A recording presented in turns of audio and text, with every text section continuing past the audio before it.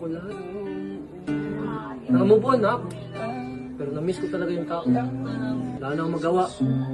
Kasi, nangyari na ang nangyari. When I learned her true self, na wala siya nag-open up, I understand, in-understand ko, and tried my best to be open at least. That's where couples naman talaga, di ba? Open to each other, solving each other's problems. I just don't get it why, dili siya gustuhan.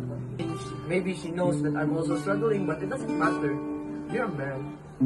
But one of the mistakes that I did is, I thought she was going to handle it.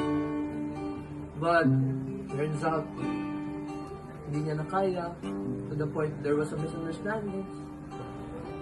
Choice is a choice. And, ang masasabi ko lang sa kanya, be happy. To her, kung siya man, mabuhat. Kung siya man, then, siya na yun. Palagaan lang si Taman, parunga lang siya. Love your women that you love and admire. Admire them. Value them as diamonds. Mahirap kumanap ng ganyan na babae. Take care of them.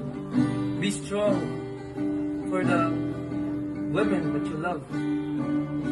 Huwag kayong OA. Hatred will never be the answer.